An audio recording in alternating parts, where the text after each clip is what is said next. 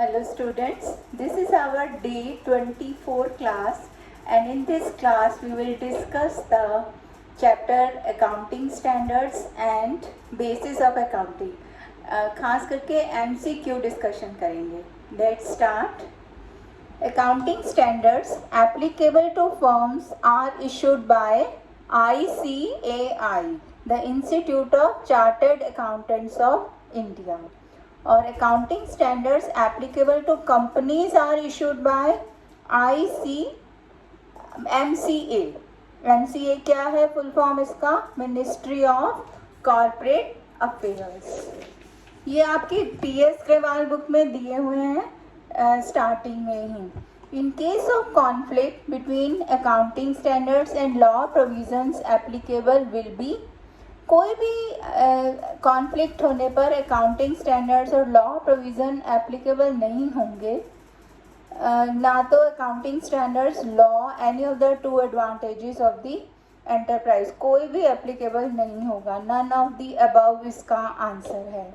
The purpose of accounting standard is to.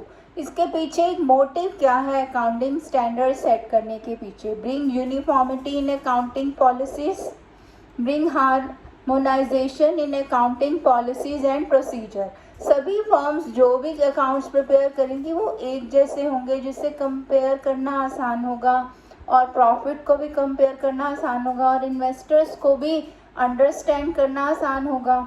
Make the financial statements understandable, और जब understandable होंगी तभी investors invest कर सकते हैं. तो इसमें ये तीनों ही होंगे, all of the above. INDAS are principle based accounting standards. Second है इसका answer. INDAS are based on both historical cost and fair value.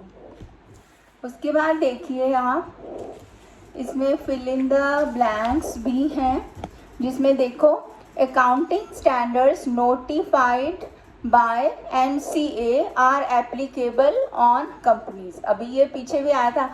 जो इसमें MCQ होते हैं ना वो पूरे लेसन्स में से आते हैं और हर लाइन को आपको पढ़ना ज़रूरी है क्योंकि कोई भी क्वेश्चन कहीं से भी फ्रेम हो जाता है. Accounting standards issued by ICAI do not apply to companies since accounting standards notified by MCA are applicable on them. Subsidiary or holding companies of a listed company has to follow INDAS. A firm shall prepare its financial statements following AS issued by ICAI. AS हो गया accounting standards. If an accounting standard is not followed by a company, it should be disclosed by company और auditors को इसका disclose करना ज़रूरी है कि वो इसको फॉलो नहीं कर रहे. अब बेसिस ऑफ अकाउंटिंग पर आ जाइए जिसमें हमने हिस्टोरिकल कॉस्ट, करंट कॉस्ट पढ़ा था. Historical cost means purchase cost incurred on purchase of assets whether paid or not. Asset खरीदने पर हमने जो भी पैसा खर्च करा है वो उसमें आएगा चाहे भी हमने पे किया है या नहीं. हाँ, ऐसा भी तो हो सकता है ना हमने क्रेडिट पर लिया हो. Historical cost in the case of fixed asset क्या क्या इंक्लूड करती है? फर्स्ट है इसका answer purchase price and all expenses incurred up to the stage of it being ready for use. जब तक वो यूज़ करने के काबिल नहीं रहती, इंस्टॉलेशन भी तो कराना पड़ता है, तो तब तक के जितने भी एक्सपेंसेस होते हैं वो एसेट के अंदर ही गिने जाते हैं. Records based on historical cost are क्या हैं? रिलायबल भी होते हैं, वेरीफाइबल भी होते हैं और कंपेरेबल भी होते हैं. रिलायबल इसलिए कि हाँ हमने सही अकाउंट्स प्रिपेयर किए हैं. वेरीफाइबल है, सपोर्टिंग डॉक्यूमेंट होता है कि हमने उसे ख़रीदा है, उसका एविडेंस है. और कंपेरेबल भी हैं. अब है एक अगला क्वेश्चन देखो. Closing stock at purchase cost is 20 lakhs. Commission at the 5% on each sale to the master distributor. Closing stock should be valued. ये आपने पढ़ा ही था कि जो भी वैल्यू कम होती है उस पर इसको वैल्यूएशन किया जाता है, तो इसका सी आंसर है 19 लाख। 5% कमीशन 1 लाख लेस हो जाएगी उसमें से। करंट कॉस्ट का मतलब क्या है, इजी वे है, replacement cost of the asset. मतलब हमने अगर 2-3 साल पहले कोई एसेट खरीदी है और अगर हम उसे दोबारा खरीदना चाहते हैं तो प्रेजेंट में उसकी क्या वैल्यू है, that will be the current cost. Current cost is also known as fair value of the asset. C है आंसर 6 का। Current cost is important from the point of view of purpose के लिए भी important है, stock management के लिए भी important है और कंपैरिजन के लिए। तो इसका answer all of the above D है। रियलाइजेबल वैल्यू का मतलब क्या है, net amount realisable from sale of asset. Asset को सेल करके हमें जो नेट अमाउंट मिलेगा उसको रियलाइजेबल वैल्यू बोलते हैं। In determining realisable value conservative approach is adopted, ये भी हमने पढ़ा था। Present value means present value of future income. Importance of present value lies in analysis में भी उसकी इम्पॉर्टेंस है। Determining present value of future income और टाइम वैल्यू ऑफ मनी। इसका ये आंसर तीनों ही होंगे, तो D all of the above आएगा। आगे देखिए फिल इन द ब्लैंक्स में, इसमें से भी आपके एमसीक्यू फ्रेम हो सकते हैं, जरूरी नहीं एमसीक्यू जो दिए हैं वही आएंगे, कई बार फिलअप्स में से भी बनाए जाते हैं।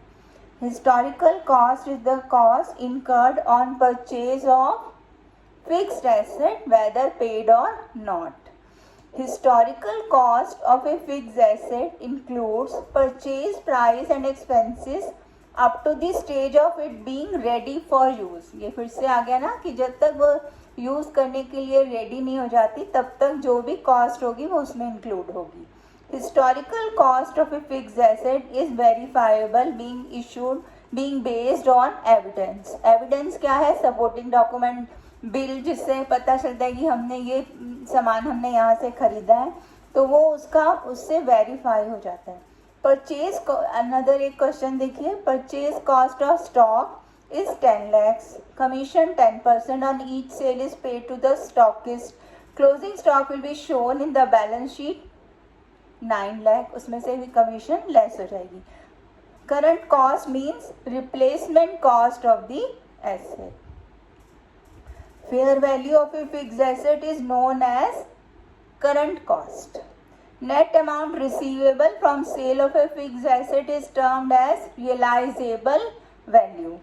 Realizable value is determined following conservative approach, कि हाँ हम बिल्कुल लेस पर ही उसको वैल्यूएशन करेंगे। Income expected to be received in future when valued at current date's value is termed as present value. तो ये सब MCQ फिनिश हो गए हैं। अब हम नेक्स्ट क्लास में मिलेंगे जिसमें हम 8th चैप्टर में वाउचर्स और सपोर्टिंग डॉक्यूमेंट्स के बारे में पढ़ेंगे। तब तक के लिए कीप स्माइलिंग।